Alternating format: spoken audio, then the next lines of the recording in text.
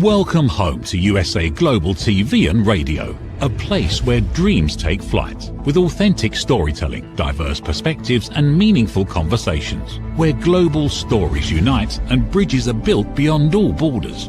Discover world-class education, entertainment, hope and inspiration. Together, we're building bridges worldwide. Subscribe to our channel, USA Global TV. Download our app, USA Global TV.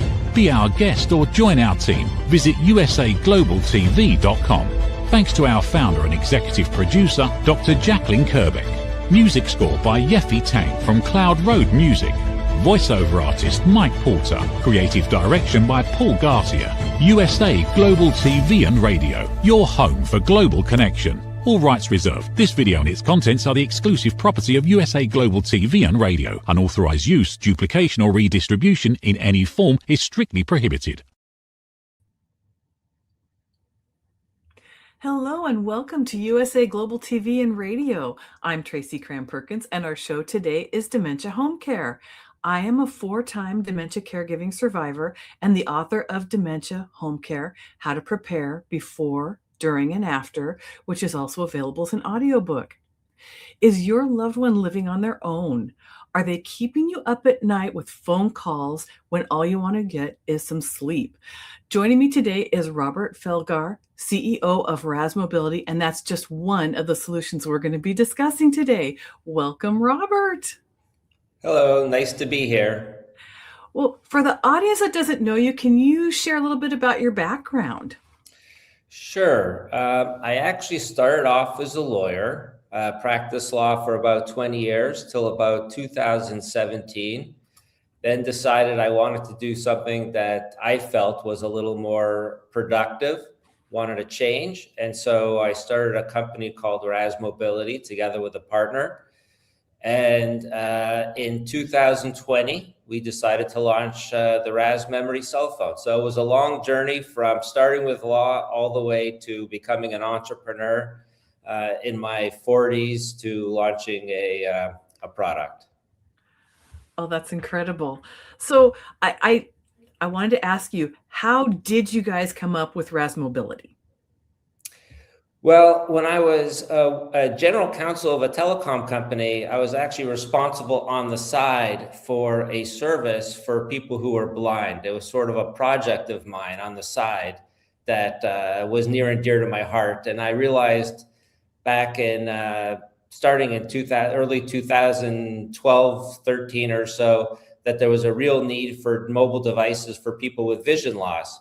And I started a service, a wireless service with this telecom company for people who are blind. And then eventually I realized I would love to do something like that and go out on my own and start RAZ Mobility. So that's sort of how it started. It started off by serving people with vision loss. And then we helped to work for state programs that provided devices for people with vision loss and hearing loss. And then transitioned over to cognitive decline and dementia. So I'm going to ask you a couple other questions here that are a little beyond that. You also on your website offer flip phones and other types of cell phones besides your memory phone. Right. Why? Well, that goes back to the history of us serving communities with vision loss. So that's how we started. And there's still a need on that side, on the vision loss side, in our view, for devices for people who are completely blind, have no vision, and who want to use a device that's easier to use than, let's say, an iPhone or an Android device. And so we saw a need and we filled it initially. And rather than sort of abandoning it, we still offer a couple of those devices for people with vision loss. We didn't develop those phones. We import them from a company in France. And we feel that it serves an important niche. So we don't want to abandon that market segment. We think it still adds a lot of value to that community. So it's going to stay around for a while. Oh, that is so cool. So, okay, what inspired the RAZ memory phone? Well, I believe it was 2019. We were looking for another device. We wanted to transition. We wanted to grow past vision loss, past hearing loss, the work that we did for state government programs. And we learned just by coincidence, actually, my partner was at an airport visiting. He was visiting his family in Europe. He has a family there. And he saw this phone from Australia that was focused on people with dementia. And we looked at it, it gave us the idea, and we didn't love the execution. We thought we could do a lot better. And so that's sort of how we initially got the idea and the inspiration, essentially from that phone, which I believe started off on Shark Tank. That was the history of that phone. They started off on Shark Tank, but they never got past Australia. I think they might still be in Australia. I'm not positive. Okay. Well, okay. So your phone, the memory phone, has a caregiver app. How did that come about? Right. So the concept, we had a couple of basic concepts that we wanted the phone to follow. We knew the phone had to follow some really basic concepts. And the three concepts had to be extremely simple from the point of view of the senior with dementia for obvious reasons. That's the first broad, high-level concept. The second concept was it had to be something that could be customized for the senior. So as we know, dementia is a journey. You start off and you're quite capable. You can drive, you can do all kinds of activities, but it deteriorates over time. And so we knew that, let's say at the beginning of the journey, for example, someone with dementia might be fully capable and willing and wanting to do things like text messaging, as an example. But over time, they might not be able to do text messaging or might not be interested in text messaging. So that would have to be taken away. And so in that sense, it has to be customizable. All the features have to be optional. Every senior going through the dementia journey is different. And so we knew the capabilities had to be customizable. And then the third thing was there had to be remote access. Things like adding pictures for contacts, setting up the settings, deciding which features should be activated or not activated are likely quite difficult, quite challenging for someone going through the dementia journey. Very hard for someone with dementia to upload a picture to create a contact. So we knew that had to be done by the caregiver. And of course, there's two ways that a caregiver can do it. You can wait for the caregiver to visit the parent, which could take quite a bit of time. They could live in different cities. They could live in different countries. You could have a caregiver who lives in Toronto, an adult child in Toronto, and the parent could be in a memory care community in Florida. And who knows when they would see each other. So you could do it so that the caregiver could change the phone, manage the phone in person, or it can be done remotely, which is obviously much, much more convenient. So we actually started out not with an app, but with a portal.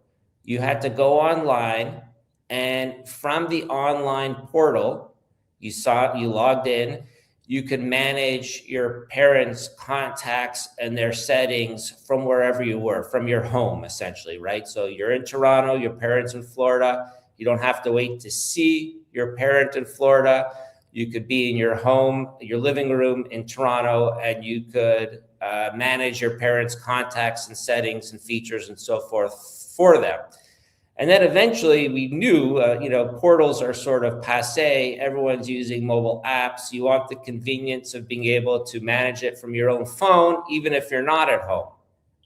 So we launched the app about a year or so after we launched the phone, so that someone can now manage the phone from anywhere in the world on the go. So you have that convenience. If your parent wants to add a contact and you're traveling in Italy, no problem. You could add a contact for your parent while you're on vacation in Italy. So we wanted that extra convenience for the caregivers, and obviously for the senior with dementia as well.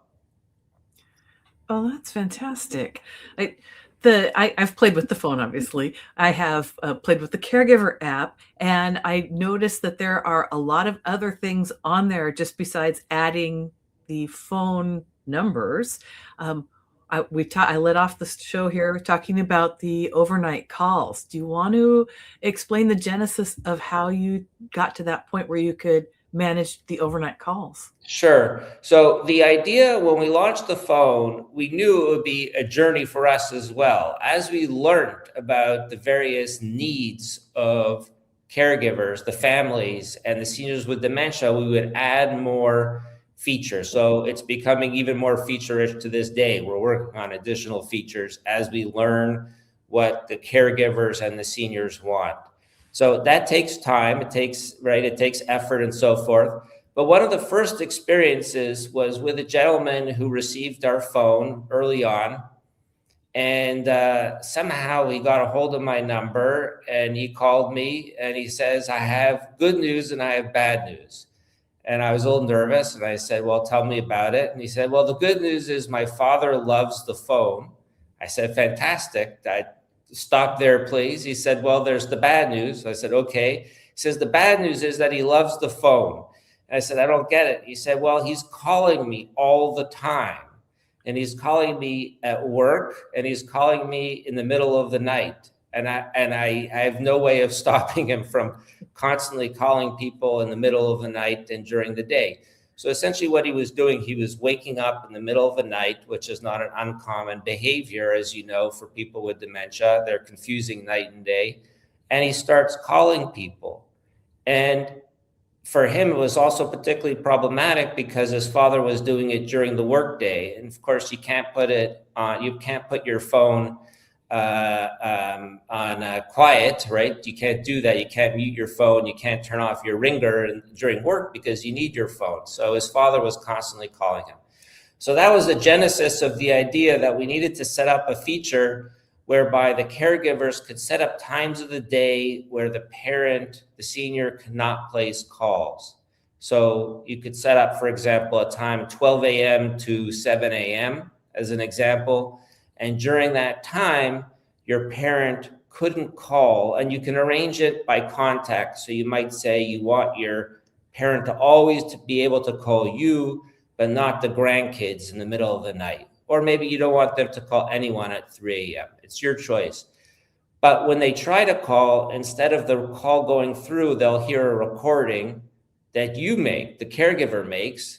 And it could be something like, Mom, you're trying to call me in the middle of the night.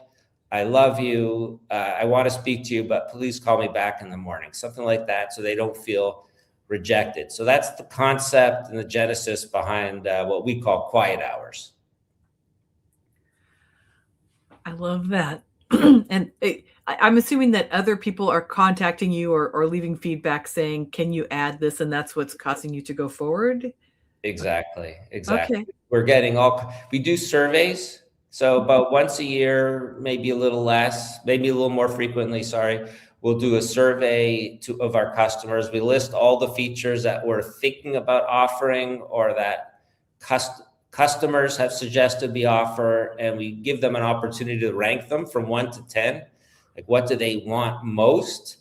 What do they want least? And that, combined with the effort to develop the feature, helps us rank what to develop.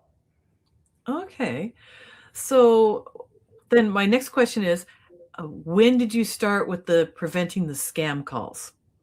That was very early on. That we knew that would be something that that families would really want. And we hear a lot about it to this day. It's a very important feature. And we can see what percentage of our customers activate what features, which also helps us determine what should we further invest in.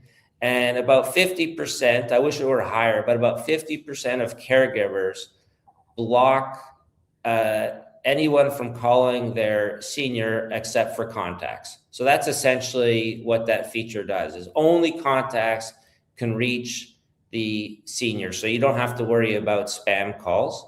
And if they have access to text messaging, you can extend that to text messaging, which I don't think there's any other phone or operating system that does that. So you can also say, I don't want anyone except for contacts to be able to text message my father. And on top of that, the text messaging doesn't allow links and so forth in there. So they can't click on a link and go somewhere else where they might, download their bank account information or something of that nature. So it's a very important feature that basically prevents the senior from getting scammed over their phone. It's about as impossible as it can be to be scammed on the phone as a result of these features. And like I said, about half of the families that have the phone are using this particular feature.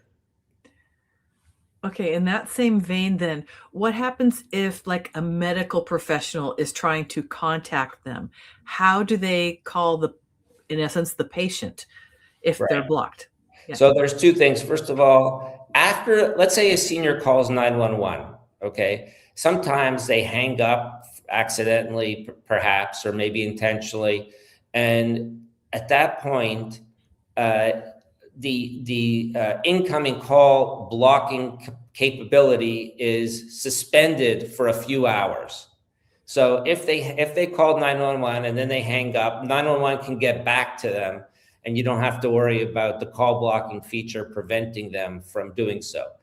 The second thing is we have a list called Allow List. So that's a separate list that the caregiver controls that basically includes a list of numbers that can always call the senior, even though the numbers on that list are not contacts.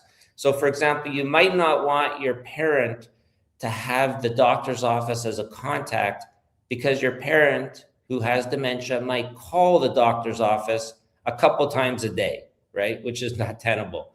So you don't want them to be a contact, but you might want the doctor's office to be able to call your father. So you want it to go the other way. And that's what the allow list is for. So you could add as many numbers as you want to the allow list to allow certain people, certain offices, businesses to be able to call your parent without being blocked. Okay, so on that same vein, I want to go back to using the phone as the person with dementia. On the screen, there are options for names and pictures. How did that come about? Well, we realized, at least we believed, in some cases you just sort of have to dive in without having the research, but it turned out to be the correct assumption, that people with dementia tend to always remember faces, and it's much easier to remember faces than names. So, and also faces can be made really nice and big on a phone, right? It's very easy to see and identify. And also it might be hard for someone with dementia to read at a certain period of time. So we knew that faces was the way to go. And that's how we decided that it would become, we call it in a sense, a picture dial phone. Instead of kind of going through a list of contacts written out in text, you see up to 6 pictures of contacts. And all you have to do is put your finger on the picture and the phone dials that particular contact. And you can have up to 50 contacts. So 6 per screen, and then you just swipe to get to the next 6. Wow. Okay. I realize it sounds easy. I can imagine it was not easy getting to that point. Right.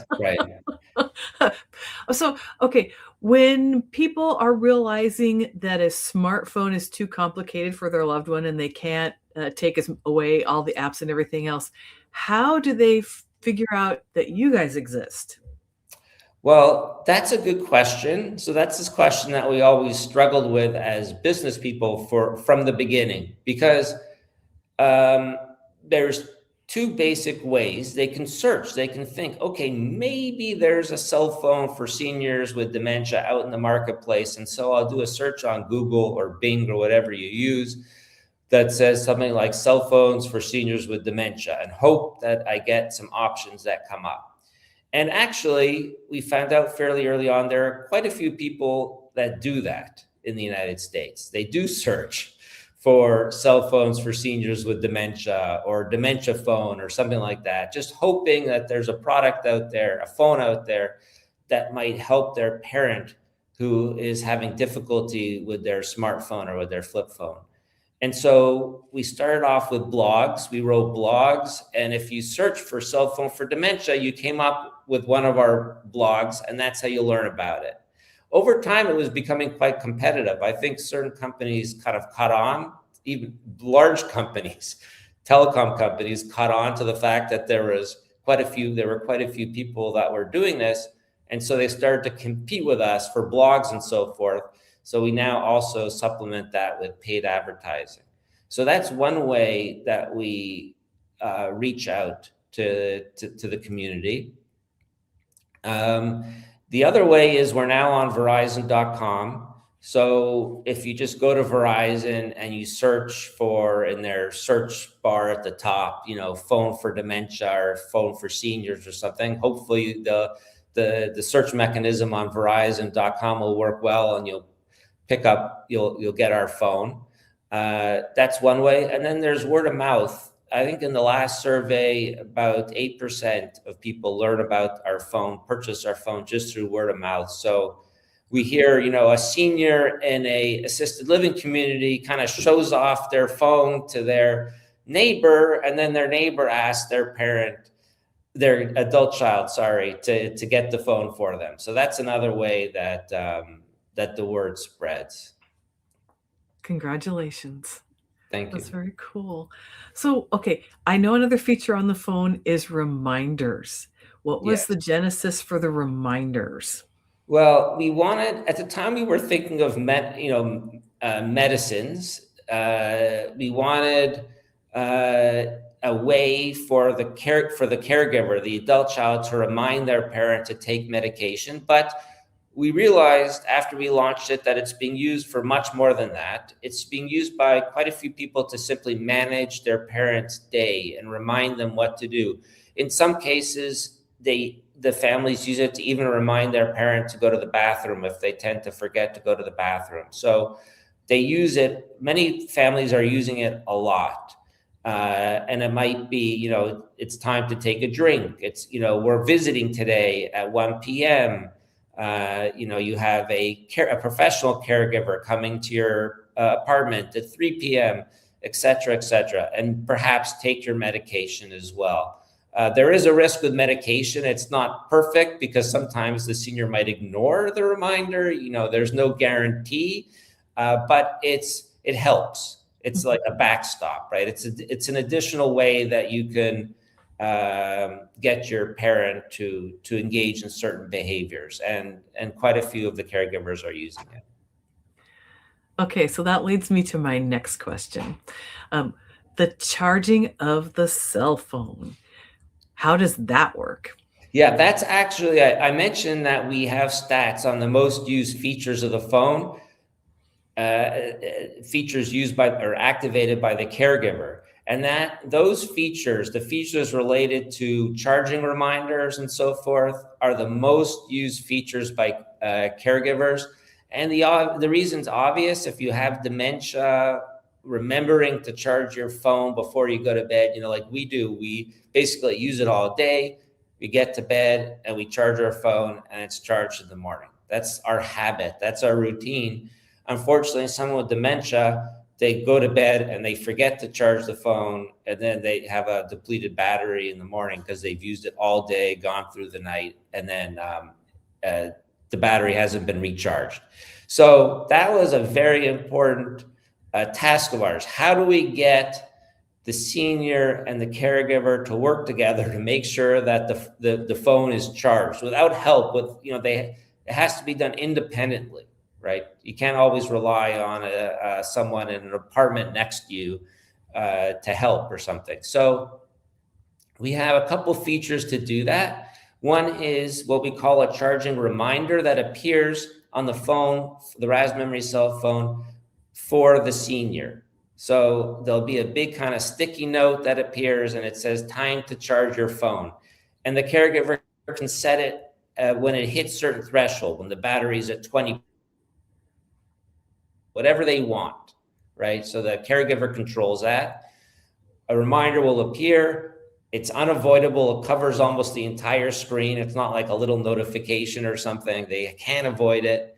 And it says it in text and it speaks it. So if they can't recognize that, if they have difficulty with the text, it also speaks it just in case. And that typically works. If it doesn't work, the caregiver can set it up so that they also receive an alert. So let's say it's my parent, my father ignores the reminder, then I would receive a text message. Let's say when the battery went down to 5%, I would receive the reminder saying, alert, your father's RAZ memory cell phone is down to 5%. And then I could call my father at that point and let him know, hey, Dad, you forgot to charge your phone. Please plug it in. And then the other thing is, on the RAZ Care app that you looked at, you can always go in and check what the battery status of the phone is. So you could do that any time of day. You don't have to rely on an alert or reminder. And then finally, and this isn't related to remembering to charge, but it's important, there's confirmation when you actually plug the cable into the phone, because sometimes they don't do it correctly. They kind of partially put it in and they think they're charging it, but they're not. So with this feature, it'll say phone charging. It'll announce it when you've put it in correctly. If you haven't put it in correctly, there's no announcement and they know, okay, something's wrong, it's not charging. So you were just talking about plugging it in. I see that you now have a docking station. How did that come about? Yes, so there are quite a few. We have quite a few users first who have vision loss. About 5% of our users have vision loss. And for them, putting a cable into a small little hole in the phone is not, a little space in the phone is not easy. And so for them, a kind of a wireless charger option is very important. And also, even for someone who has dementia, cognitive decline, it really helps to have something next to your bed that reminds you that you need to charge, right? So like a physical reminder, in addition to the reminder on the phone. And so there's an option for like a charging pad or a charging stand, and you could just put the phone on the pad or the stand to charge. And it helps with dexterity, if you have dexterity issues, arthritis, and it serves as a reminder to the senior when they go to bed. They see it next to their bed, and they hopefully charge. I love that. I mean, it's thinking of just my own journey, how difficult it was. That would have been a fabulous thing to have. I remember just the other day, Tracy, you gave us a wonderful suggestion. You said we should put something like a red pad underneath or a yellow pad, and to change it every month to kind of keep it stimulated, keep it different, so that they constantly see it and don't ignore it. And we thought that was a wonderful idea, and we're actually going to make those available. Some pads, some colorful pads that go under the chargers, so that they can't, again, to grab their attention and to remind them to charge. Well, thank you. I just, well, I won't go on that, but it's just, color is so hugely important, which is one of the reasons why I love the actual Caregiver app. The top, you've got that lovely, bright pink. Can you talk about that a little bit? Because I just love that part of it. Yeah, I always loved, we call it magenta. It's like the T-Mobile color. Actually, sometimes, occasionally, people confuse us with T-Mobile, which worries me a little bit, but we did get the trademark product. Everything's trademarked, so we're good. But it's sort of like a T-Mobile color, and I like bright colors. I think young people like bright colors. And even if you create something, this is, of course, for the caregiver. It's the Caregiver app. Even if you create something for people that are in their, let's say, 50s, 60s as caregivers, it doesn't have to be boring, unattractive colors. Everything should be attractive, whether it's for the senior or for the caregiver. So you put a lot of design thought into the RAZ Care app, even though it's for the caregiver, to try to make it as attractive as possible and also easy to use, obviously. Well, and when we were just looking at it there, it highlights the battery charge on it so that at a Right. glance, or if it's even turned on or off, which I think are fabulous features as a caregiver. And I'm looking at this going, okay, is my dad doing X? Has he got the phone on? My other question is, and I don't know if this is, I never researched this to see if this was a thing. If they lose the phone, is there some way to find it? Well, there is GPS tracking on the phone, Okay. so you can see it's updated on the RAZ Care app every 10 minutes. So you can go in there, check the location of the phone. Of course, it's basically using Google Maps. So you see a map with the location of the phone. You can tell, hopefully, if particularly accurate, if it's in a particular house, right? Okay. Is it? You can't tell if the person dropped it between pillows in the couch in the dining room or living room, or if it's in the bedroom on the floor type thing. It doesn't give you that accuracy. To do that, you would have to basically call the phone and hear it ring. Just, how that's how everyone searches for their phone within their house. Like, you call yourself. Oh, I've never done that. No, I do lots. Although I have discovered there's been times when one of our cell phones might have fallen in someplace where we can't hear it ring. And that's why I was asking, because I also know a few people that are actively caring for their spouses right now, and their spouses hide things overnight. And they hide them in locations where they can't find it. And they finally had to put air tags on the phone in order to locate it every morning. Right, which is essentially like calling a phone. It chirps essentially, right? And Yeah. hopefully you can hear it chirp. That's the Yeah. idea. Yeah. Yeah. So I was just, that's why I was curious, but I love what you guys did, because at least we know that it's in the house. It didn't go in the garbage, and it's not traveling with the truck back to the dump. That part I appreciate, because I've spent lots of time, as you probably have too, searching for things that you didn't expect to have been lost or find them someplace else. Right. And the GPS, actually, we didn't think initially about the GPS in terms of finding or locating the phone. We thought of it in terms of wandering. That was the initial impetus for the feature. We know, obviously, a lot of people with Alzheimer's are wandering and they get lost. And hopefully they take their phone with them. We always take our phone with us. If we don't have our phone with us, we tend to get a little nervous, a little jittery. And it's actually a habit for people with dementia too. They get into habits, and many of them take their phone with them, and then you can locate your parent if they're wandering. Which is a fabulous feature. I just think that's wonderful, because my dad was the best. He was a Houdini of eloping. Let's just put it that way. I heard he would remove windows and so forth. Exactly. Yeah. Yes. Yeah, it was a challenge. Well, okay, there's something else I really want to talk about today with you, if we've got the time. It's the new helpline. What inspired that? Well, a couple years ago, we started offering support groups for free for our customers. It was our way of giving back to our caregivers. And we would offer about 1 or 2 support groups a year. They're not inexpensive.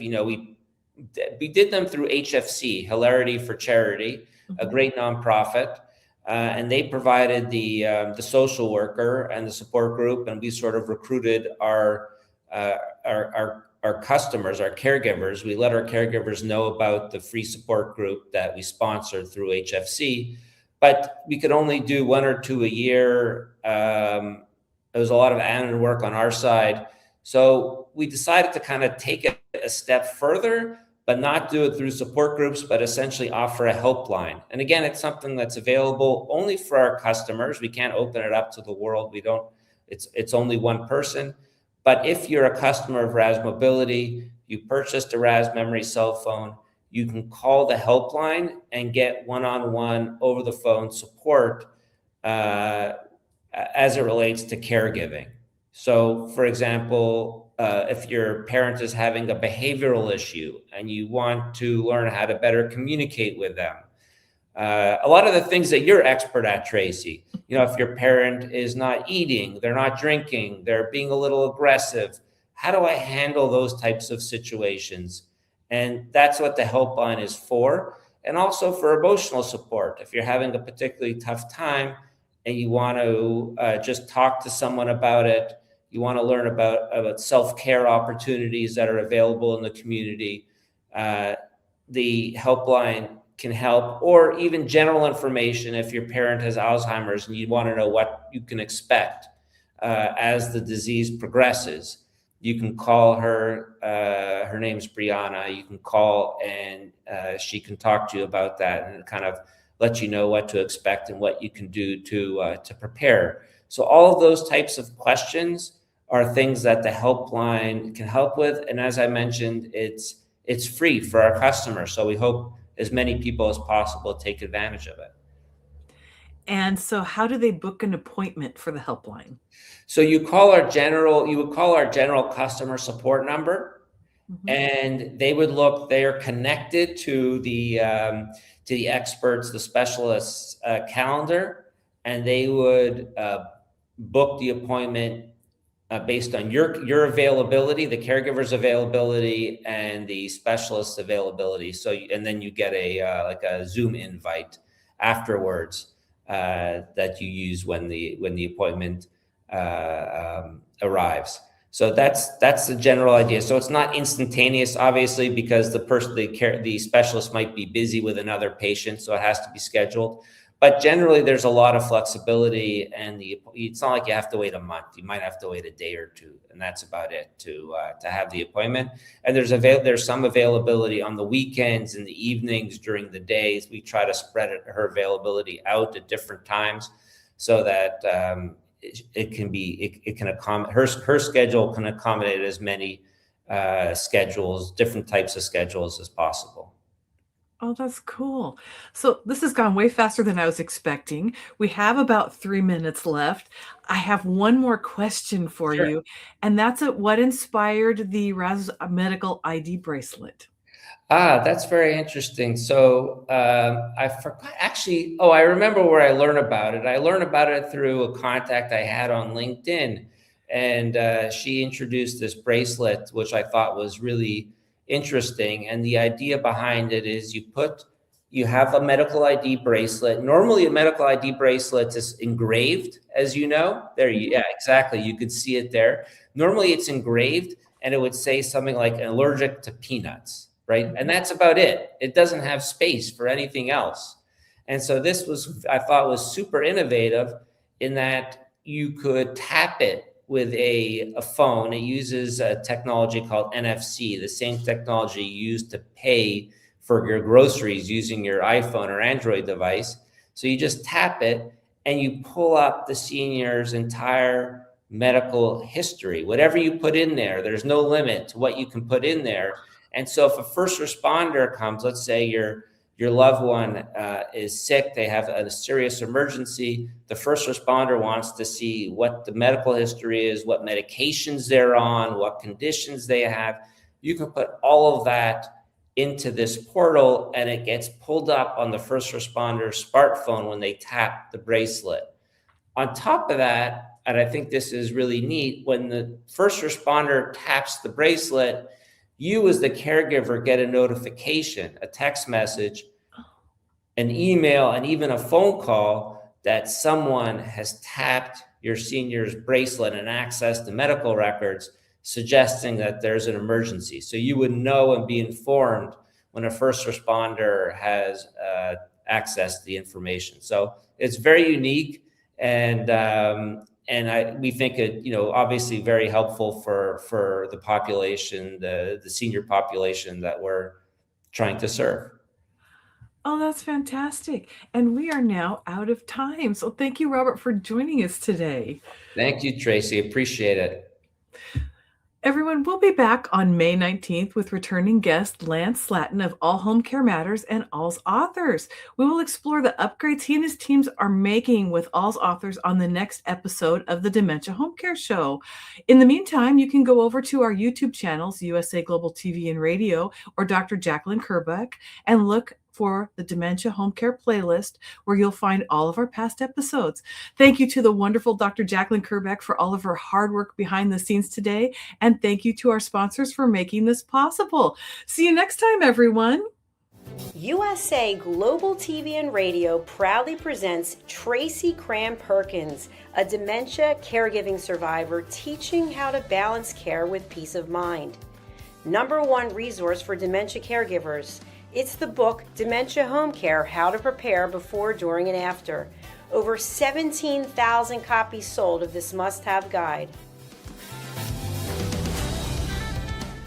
And now a testimonial from Tracy Smith. If I was to describe this book to someone who is going through a similar situation, I would underscore how important it is to have some sort of a tool or a guidebook to help you through certain stages. And there's so many, it's such an unknown topic to the average person. And to have this as a reference is essential. It's going to help you get through it personally, as well as help your loved one manage. To learn more, go to TRACYCRAMPERKINS.com. Tracy Cram Perkins is an award-winning author. She's also the host of Dementia Home Care television show. Watch it here on USA Global TV and Radio. How much of your value have you been giving away? Saying yes when the answer should have been no? Lowering your price to secure the opportunity? Giving more while receiving less? Over time, it adds up.